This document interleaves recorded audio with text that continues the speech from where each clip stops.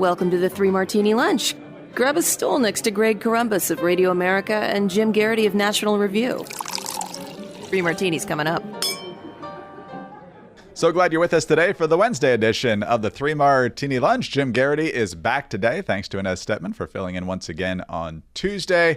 Jim, we've got three kind of wild stories today. We've got a resigning Republican member of Congress, which, as you well know, really frustrates me anytime they do it for non-emergency reasons. But this reason seems especially slimy. We're also going to be looking at a video that Tulsi Gabbard made that has really alarming content, but not really many specifics. And then we're also going to be looking at ABC giving the boot to Terry Moran for his unhinged X or Twitter comments over the weekend. So you're walking right back into some weird stuff, but I'm sure you're not overly shocked. Greg, as I look over the topics for today, I sense a distinct theme. Did you happen to watch HBO's Succession? I did not. Okay, neither did I, but there's a meme that went around of Brian Cox as the family patriarch looking at his offspring and concluding and just sighing, "You are not serious people." And that was why he didn't want to hand off the reins to any of them.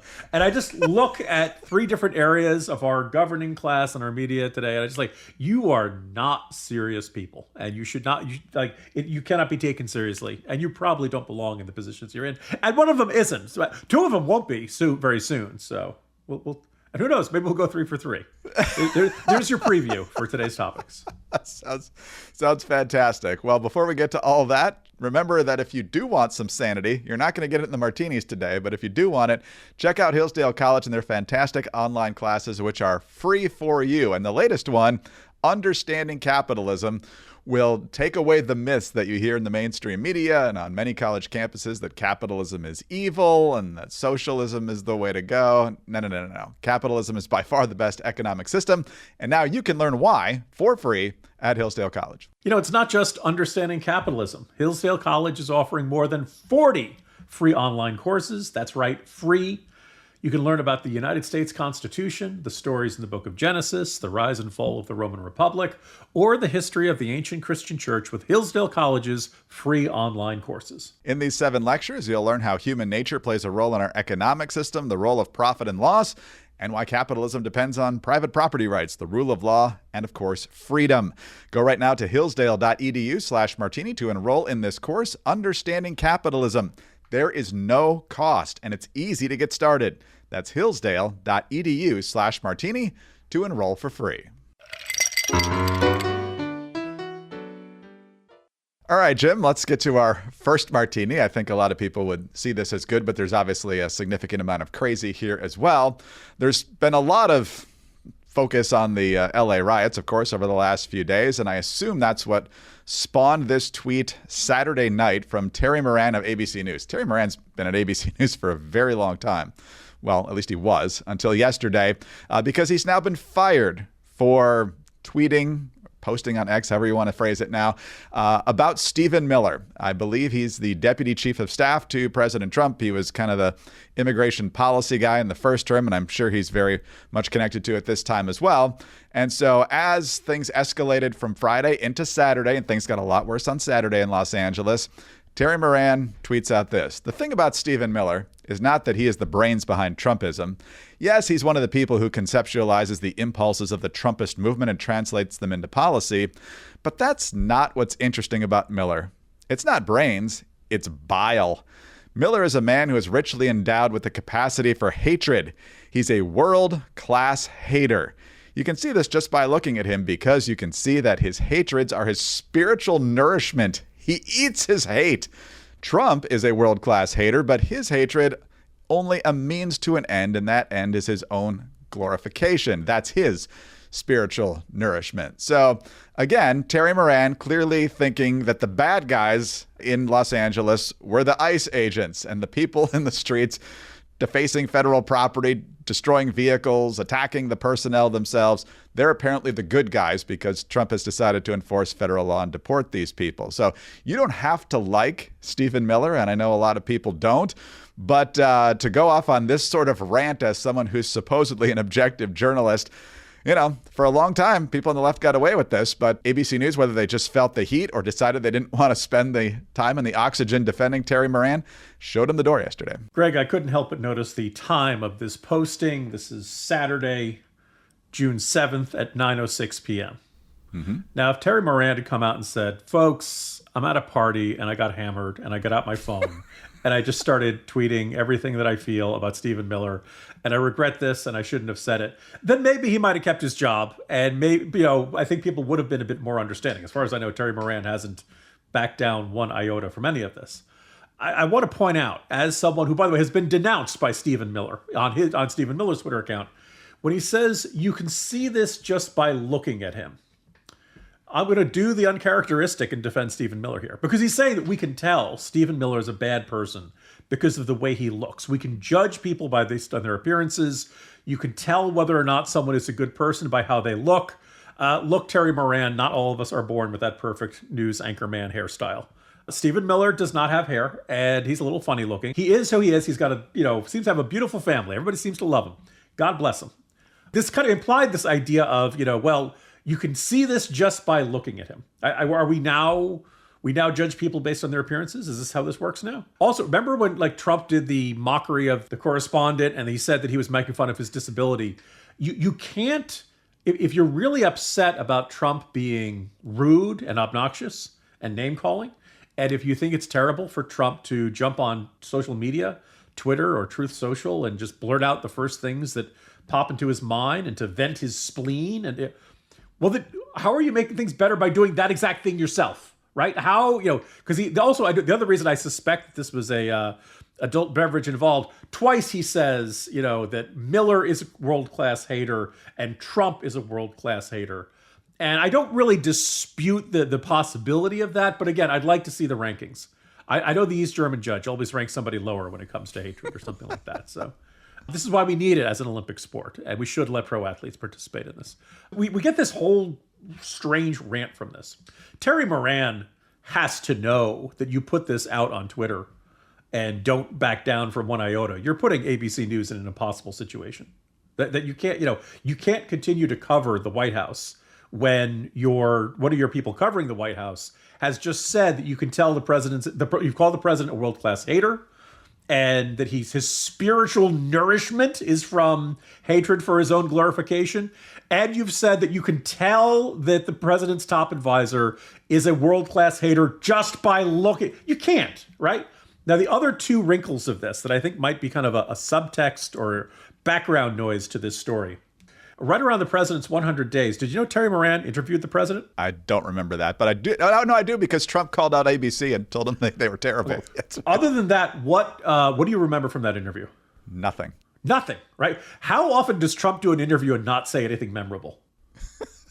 That's a challenge, to do an interview with the president at the White House and nothing controversial gets said. How did Terry Moran do that? Now, the other thing is Terry Moran, 65 years old. He started at ABC News, I believe, in 1993, right around, you and I are heading off to college. And also, this is according to the Daily Mail. They're not saying who their sources are, but they indicate Moran was making $500,000 per year. For those wondering, all you media people make a lot of money. National Review does not pay $500,000 a year. Radio America does not pay $500,000 a year. Not even the Washington Post pays $500,000 a year. So, I kind of wonder if ABC News was looking at him and thinking, so this guy covered Trump, didn't generate any big headlines, and he's costing us $500,000 a year, and he's getting kind of long in the tooth. Do we really need this guy? I kind of wonder if ABC News is oh, thank God, now we have an excuse to get rid of him based on this statement. People are why didn't ABC News stand by him? Again, Terry Moran is not the first reporter to think very poorly of the people he covers. I'll let you just fill in the blanks of who you think I feel that way about. Adam Gase. Nonetheless, you can't. If you let that out, it's very hard for the audience to believe. Well, you're giving the people you're covering a fair shake, and you're giving us the full story. If you're going to have those feelings, you got to keep them to yourself. And I don't really see, he put ABC News in an impossible situation. So I think Terry Moran will go off. He'll get a Substack, or maybe he'll go to MSNBC. I don't know. But it's one of those things he clearly isn't happy doing what he's doing. He clearly wants to be able to say that Stephen Miller is a terrible person because he's ugly. and that's his worldview, and he wants to share that. And I think at this point, better for them, he can do a podcast with Keith Olbermann. That's when you know you've hit rock bottom, by the way. But Terry Moran, this isn't his first brush with controversy. I think he's been suspended at least one other time. There was either breaking news about a terrorist attack or a mass shooting years ago, maybe during the ISIS-inspired attacks and so forth, and he was immediately jumping to conclusions that turned out not to be right.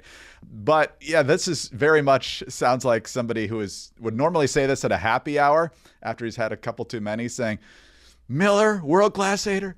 Trump's a world-class hater. Man, he eats his hate. Yeah, it sounds like he's probably not quite ready to drive home at that point. But in terms of judging the appearance of the right, this is nothing new. There's plenty of examples of this over time. I think back to 2000 and Katherine Harris, because of her makeup and however she dressed, and because she was certifying Florida in favor of George W. Bush. She was Cruella DeVille. Yeah, First Lady Melania. Like pretty much every woman on the right, and really plenty of guys on the right, get mocked for their appearance all the time. And if you want to do that, fine. You can't then act like you're above that, or that it's acceptable in some situations and not acceptable in others. My other point, Greg, was that on behalf of the Eating Our Feelings community of Americans, I try to eat not just my hate, but also my regret, my sadness, my fears. I try to eat a well-balanced diet of a lot of feelings. So don't just eat your hate. That's not good for you. Eat all your feelings, and then you'll be in better shape. And that shape, of course, being a circle. Do you have to put salt and butter and garlic goes with everything? Garlic, Parmesan cheese, steak sauce, bacon, that all kind of stuff. You really just want to keep adding stuff onto it when you're eating your feelings. Well, instead of eating them, maybe it's time to talk about them, Jim. This is an ad for BetterHelp. And look, a lot of people today struggling with their goals, personal relationships, business relationships, business, things you want to accomplish and so forth. And so men today in particular facing immense pressure to perform, provide, keep it all together. Millions of guys suffering from depression every year. Well, maybe now is the time to talk to professionals and move beyond the people you usually share your issues with. And BetterHelp could be the perfect fit. With more than 35,000 therapists, BetterHelp is the world's largest online therapy platform. It's served more than 5 million people all around the world. And its App Store rating is 4.9 out of 5, and that's based on more than 1.7 million client reviews. And it's convenient. You can join a session with a therapist at the click of a button, which helps you fit therapy into your busy life. And remember, you can switch therapists at any time. As the largest online therapy provider in the world, BetterHelp can provide access to mental health professionals with a diverse variety of expertise. Talk it out with BetterHelp. Our listeners get 10% off their first month at betterhelp.com/3ml. That's betterhelp.com/3ml.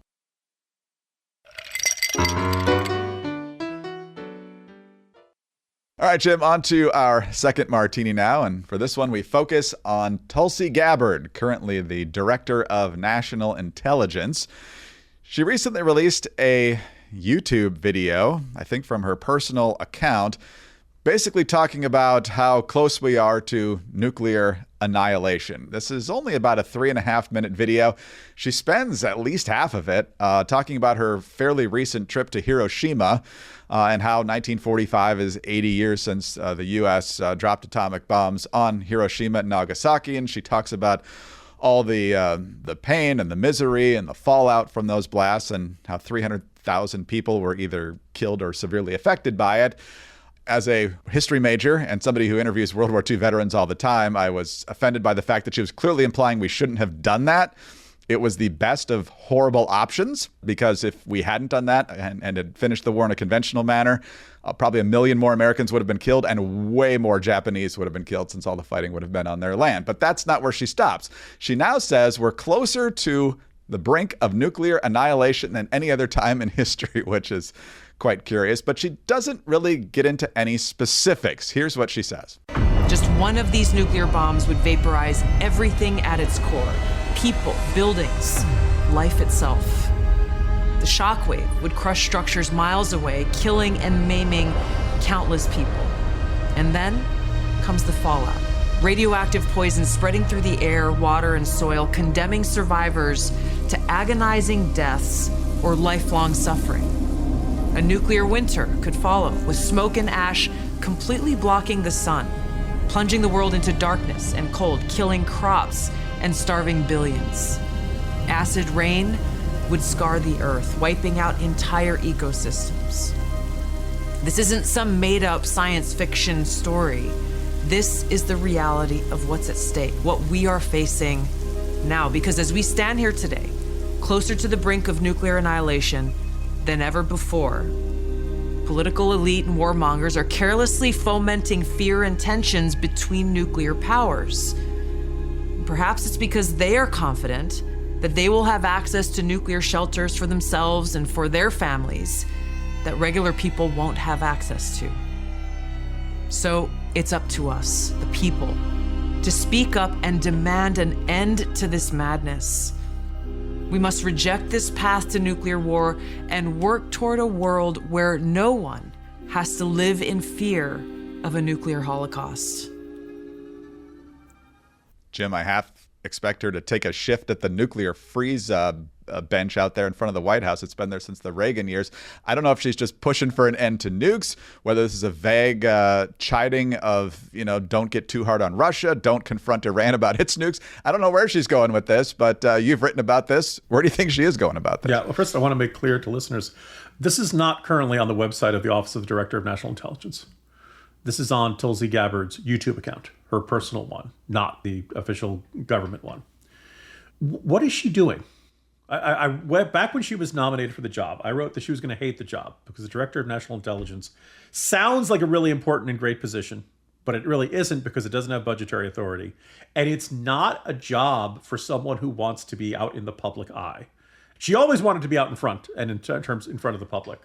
I think there's a subtext of this as we listen to her on this her personal account with that soundtrack. I don't know if it's John Williams. I don't know if it's Angelo Badalamenti. A considerably amount of video editing work went into this video. Oh, by the way, she did not visit Hiroshima and Nagasaki on her trip in March. So I don't know if she took a second trip to Japan in the 118 days that she's been in office. But if she did she make a trip to Japan just for this video? This is all very strange. I take away from this that she's bored with the actual job she has. She says this is as close as we've been to the brink of nuclear annihilation. There was this thing in 1962, the Cuban Missile Crisis. Yes. It was in an X-Men movie, if you're not familiar with it. If you really aren't big into history. I remember saying we had several near misses during the Cold War. My colleague Noah Rothman wrote about this yesterday. He pointed out 1979, 1980, we all had three false alarms, which the Soviets thought that there was going. We thought the Soviets had launched, or the Soviets thought we had launched, and went on higher alert and preparing for a counterattack. Thankfully, every time they figured out, oh wait, this is a false alarm. It was a flock of geese or whatever the heck it was. What is going on now that puts us closer to the brink of nuclear Armageddon than ever before? If you're going to make an assertion like that, I think you owe it to the public to say what it is. I'm open to the argument. Is this referring to Russia? The war in Ukraine is in its fourth year. If they were going to use nuclear weapons, which would irradiate the territory that Russia wants to conquer, you'd think they would have used it by now. So I'm skeptical. India and Pakistan, remember they were shooting down each other's jets? Maybe? I don't know. Is this a reference to North Korea? I know she's not happy with the deal, that we're too hawkish on Iran. Is that what she's talking about? If you're going to say, well, political elites and warmongers are carelessly fomenting fear and tensions between nuclear powers, who? How? Where and when? It's like that NBC LA report. Nobody's doing the 5 W's anymore. And remember, she's saying this could be the end of all life on Earth, but I'm not going to name names. I think you should, right? But then the message that is absolute garbage nonsense is when she looks into the camera. And I don't know, but this felt very much like a campaign video. She says, it's up to us, the people, to speak up and demand an end to this madness. We must reject this path. Who are you talking to? What is your day job? Look at your business card. Look at the title.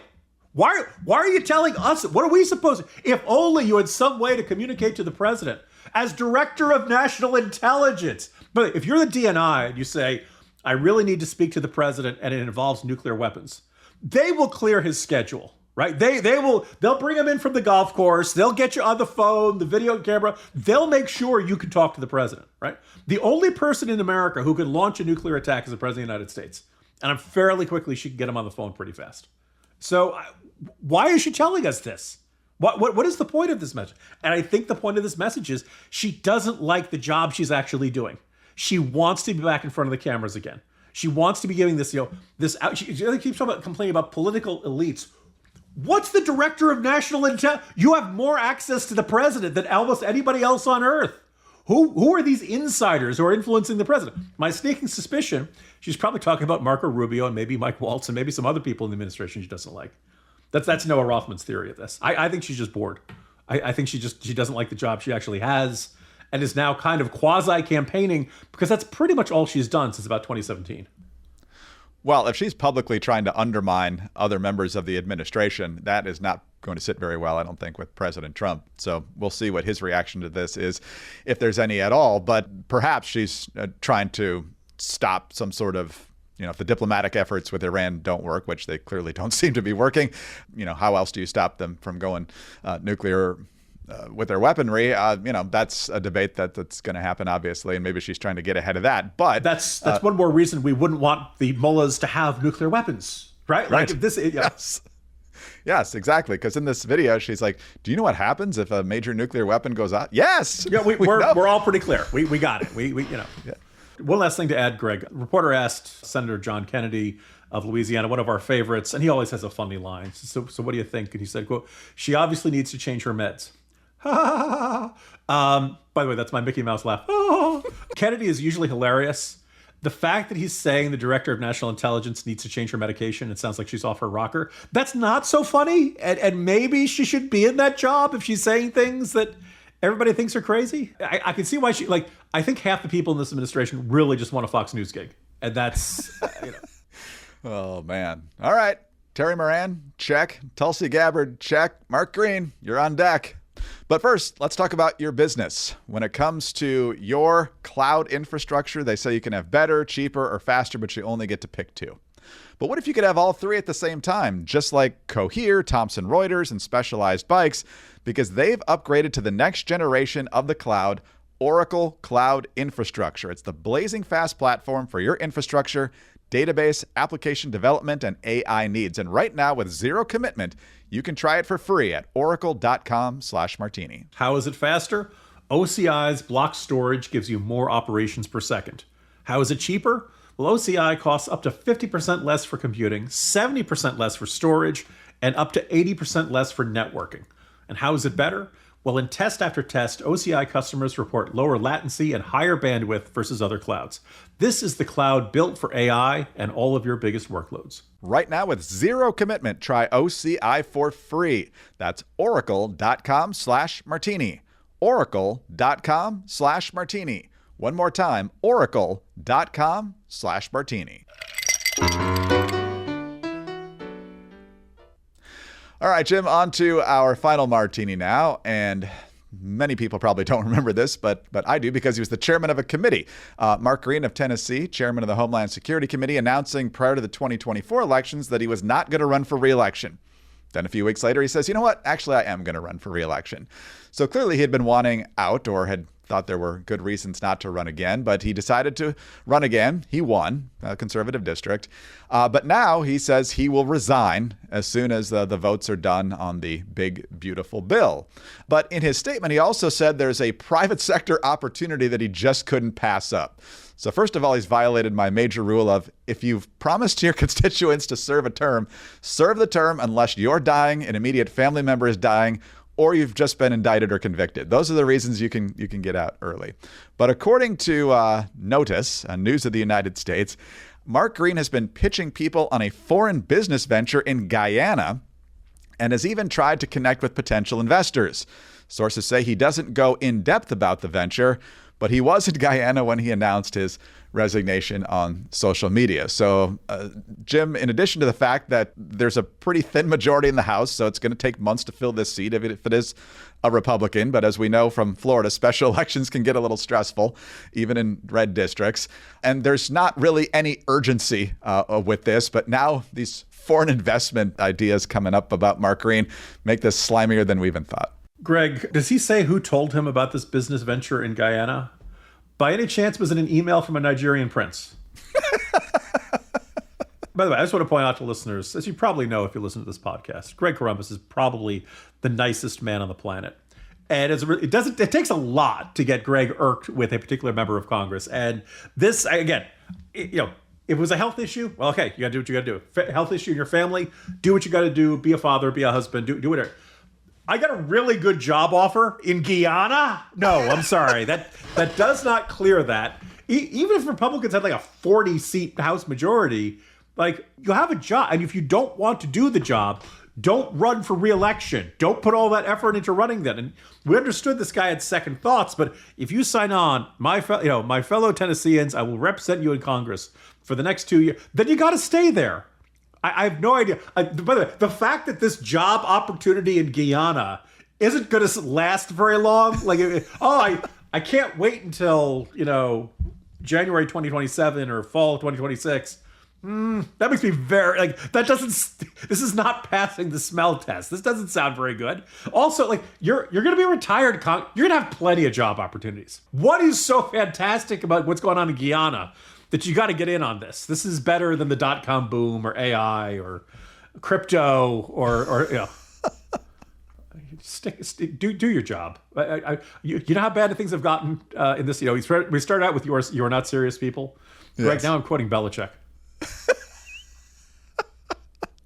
It's amazing. I also have a tip for Mr. Green. Congressman going to Guyana doesn't always turn out real well. Greg went there. Today's history lesson for anybody who didn't get that joke. Google Congressman in Guyana. Yeah, Leo Ryan. That was a very sad situation. He was going down there to confront Jim Jones. Big supporters on the Democrats in California, by the way, Jim Jones. But yeah, as the cult continued, he went down there to confront it, and he got murdered down there. So this is not the same type of situation. If somebody tells you this is a killer opportunity in Guyana, they may not mean it the way you think. Gosh. Oh, man. Congressman Green. Not good. Not good at all. Jim, they're not serious people. See you tomorrow. That could be the new subtitle of this podcast. See you tomorrow, Greg. Jim Garrity, National Review. I'm Greg Corombos of Radio America. Thanks so much for being with us today. Please be sure to subscribe to the 3 Martini Lunch. If you don't already, tell your friends about us as well. Thanks also for your 5-star ratings and your kind reviews. Please keep those coming. Get us on your home devices. All you have to say is play 3 Martini Lunch podcast. Follow us both on X. Jim is at Jim Garrity. I'm at Greg Corombos. Have a terrific Wednesday. Join us again Thursday for the next 3 Martini Lunch.